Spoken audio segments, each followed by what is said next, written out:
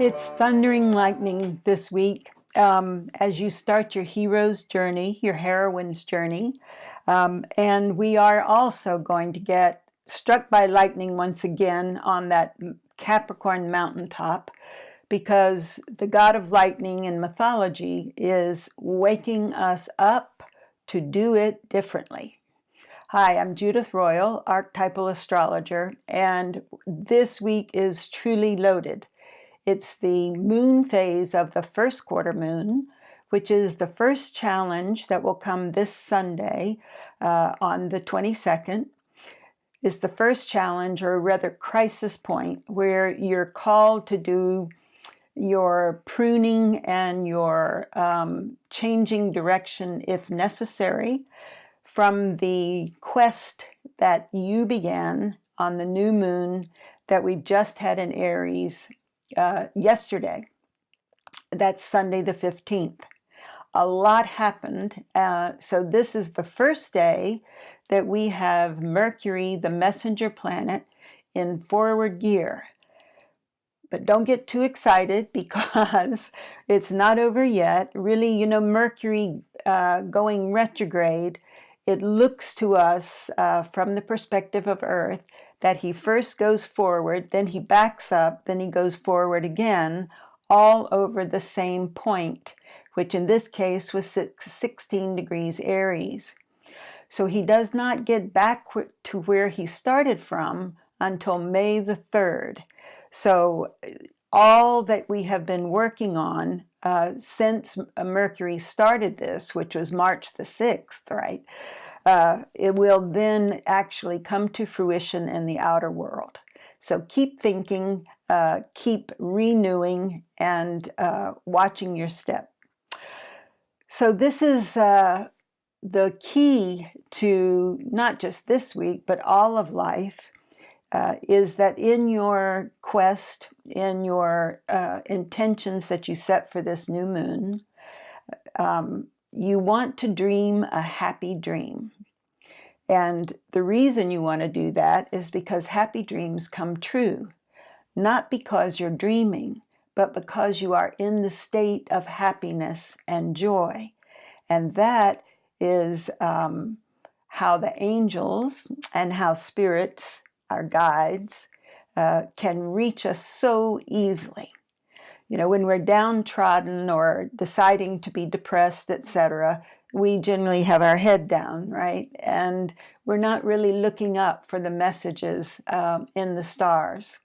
And let me add that the stars, what I'm reading in your astrology, in the astrology for all of us, is the map that our collective consciousness wrote. And so it isn't anything that should be shocking or out of the blue, actually, because it should have a familiar ring, you know, because this whole deal, this whole dream that we're in, makes every day a deja vu. We've really already been here. We've already taken this journey, but we forgot. So every day, and what I hope you're doing with me, is reminding ourselves of what magnificent heroes and heroines we all are. And the key to this week also being knowing that you are the author of your own dream. So a dream, within the collective dream.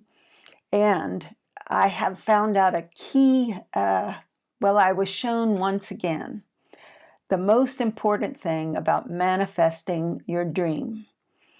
And that is to stop for a moment and know that it is actually already there waiting for you. But you must remove the blocks, or the key word I learned this last week was to remove all sense of hesitation about having that dream come true right now. Very important. So we have probably the three fighting warriors, certainly heroes, in Capricorn, and that is Mars, Pluto, and Saturn. They're all traveling together now, which is going to bring all kinds of issues up for us, for everyone, about money, success, and what do we really feel secure with? What makes you feel secure and safe in this world, right? It's really not going to be any kind of a building or structure, right? It's going to be the peace inside yourself, of course. But as we're looking at those three powerful entities this week on Friday and Saturday, sort of put on your seatbelt, because the moon is going to trigger each one of those planets, one after the other. And so, the moon is our up close and personal guide. She's our dearest friend. She is, of course, the only celestial body that truly revolves around us. So not just to be egocentric, but also to claim the fact that that is where our intuition is strongest, and that is also where we feel the high and low tides that set us in motion or set us to rest. Let me help you personalize this experience for this week to your own moon and sun sign. And we do that by noticing the element that your sun and moon are in. So that would be fire, would be Aries, Leo, and Sagittarius. Earth would be Taurus, Virgo, and Capricorn. Air would be Gemini, Libra, and Aquarius. And water would be Cancer, Scorpio, and Pisces. So if you know your sun sign, most people do, but if you don't know your moon sign, I'm happy to look it up for you. Just shoot me an email, judith@judithroyal.com. So this week, Monday, we start off with the earth sign of Taurus. That gives incredible powerhouse to all of you with an earth sign, either in your sun or your moon.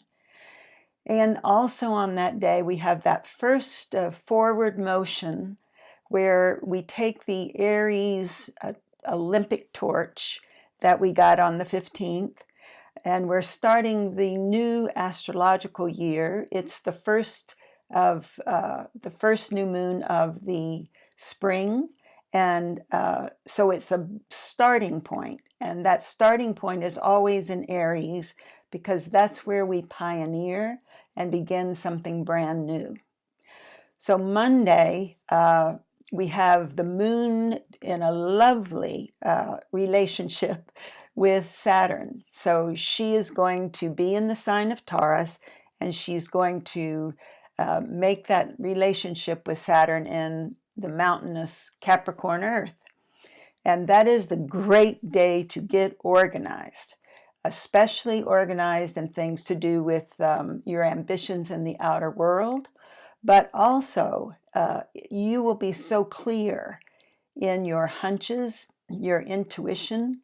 So please follow that and pay attention. Now, Tuesday, we still have the Taurus moon, the earth moon.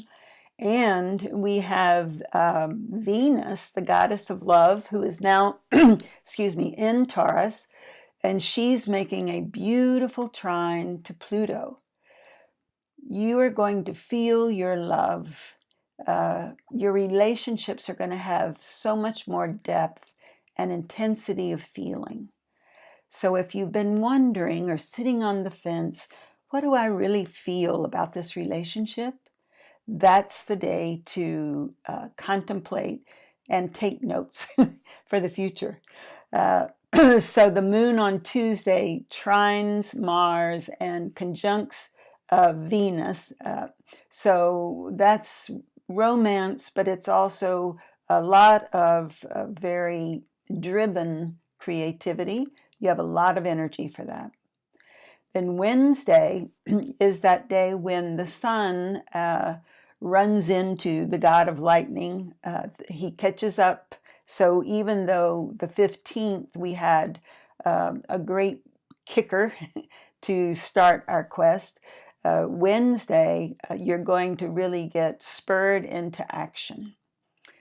So that will be under the Gemini moon. So a little bit of air for you air folks out there. And so it also means Wednesday is always ruled by Mercury, and Mercury is the ruler of Gemini. So we would like to use that day for writing, communications, but not anything old. It will be new thoughts, new ideas that will be really blessed for us, especially on Wednesday. Then Thursday, we still have the Gemini moon. We're still thinking and trying to multitask. And we have also the sun moving into Taurus. So happy birthday to all of you with Taurus sun or moon. And this will be your time. This begins your month. And for all of us, a time of all of the plans that we've been throwing around and getting organized will now have a practical feat. Now we're moving forward with a Cancer moon on the 20th on Friday. So that's water. And now we have the sun in Earth. So Earth holds water. So now we have a very compatible energy going into our relationships, or rather how we relate. The way in which you conduct your relationships is going to be a lot more grounded. And for those of you with fire signs and even air signs, all of this earth and water piling up here, if you will slow down, you'll really be able to benefit. But if you don't, you'll be like my friend Frank. He loves to go fast, and he bought a flaming fire engine red sports car. And within a very short period of time, he had 3 speeding tickets, right? And he didn't still want to slow down, so he decided the solution would be to get a radar detector, but that didn't work, and so then he got his 4th one.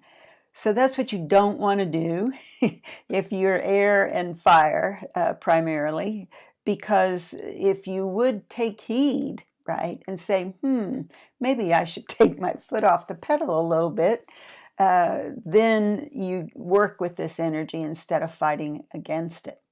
Friday, also, you may trip over your words a little bit. Is not really a great day for communication because the moon in Cancer is going to be opposite all of that Capricorn earth, and you'll feel that pull between your dutifulness and your responsibilities in the outer world, and the fact that you would really rather just be at home, put your feet up, read a book, have some tea, bake some cookies.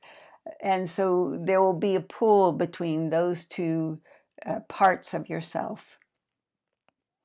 Then Saturday is so much is happening Saturday that this day, which is ordinarily is ruled by Saturn Day, and so that's why we love to get chores done, clean out the garage, do a lot of errands. But this time, the moon is going to be very, very busy, triggering many, many planets. The first part of the day is really quite sweet. So please, even though you feel like getting up to go, stop and do your meditation and your prayers in the morning and get yourself grounded. You've got a lot of good energy for that. But because later in the day, the moon is going to be in opposition to both Mars and Pluto. So caution, please be careful. No red sports cars going 65 even. Slow down. That's a day of big caution, leading into then that quarter moon crisis point on Sunday. So haven't we had a lovely build up to that? I think so, because What do we want to do at this crisis point? We started with our hero's journey for the year with that Aries fire. And Aries is known for two things. First, for everything that you write on your list or you have as a goal, Aries wants you to stop and say, be adventurous, but just say, why not? Why not do that, right? That's Aries. Also, Aries has that reputation for never looking back. But I want to clarify that a little bit because of everything else that's going on. It's really not looking back in vengeance or regret, but always when we look back, we're remembering all of the loving thoughts that we gave and received, because those we definitely take with us and we bring it on our quest with us. So it is full steam ahead, and the moon will also trine Mercury on Sunday. So even though there's going to be great depth and intensity to your actions, to your quests, what you want to do, your goals, it's also a good day for talking it out with someone. Everything's always done better 2 by 2, don't you think?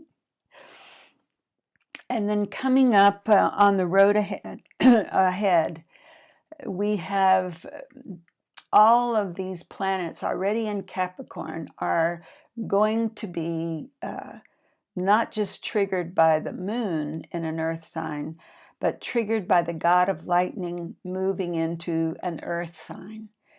This is going to be such an innovative year, beginning especially in May.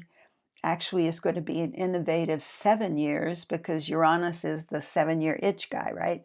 And he will be in Taurus for 7 years. So now we're going to have, this week, we have the sun has moved into Taurus, Venus is in Taurus. The week began with the moon in Taurus. And then when Uranus comes in, we are going to change what we're doing. The things that we have valued in the past or have collectively decided have value, like paper green money, is going to shift because Uranus will throw out the old with his lightning bolts, and we will look to new solutions, no question about that, and it will be very exciting. Now, Uranus is also about rebellion. So notice the rebel in you, that instead of taking that same old path, right, that you're going to actually just blaze a brand new trail. So it's not even the road less traveled. It's the path less traveled because it was never there before. So it's a very interesting and fabulous time that we're entering. So I hope that you have your intentions before you every morning. And if you didn't start it yesterday on the new moon, you could start it now. It's fine. And let me share with you how to make that manifest really immediately, because that's the times that we're in right now, is that through our thoughts create our reality.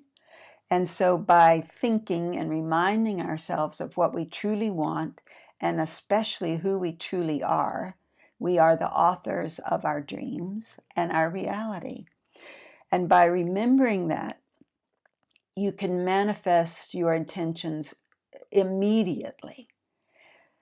However, if that's not happening for you, I can tell you why.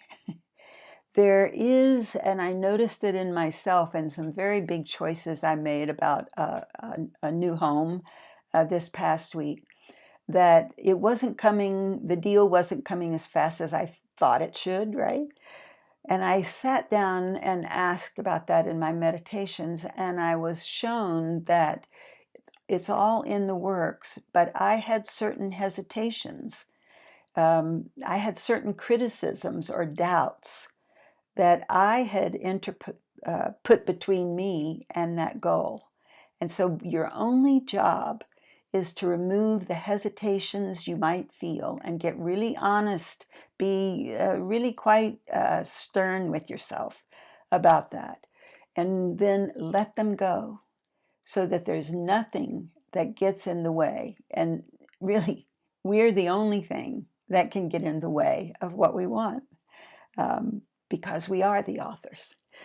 So thank you so much for listening. I'm very excited about the times ahead, and I wish you not only the great good fortune that comes this week with some of these moon aspects, but healing, because we are also moving into a brand new era of healing. And I'm going to tell you a lot more about that next time. We were going to talk about Chiron and the Karate Kid, believe it or not. So wonderful adventures for you till then. Bye for now.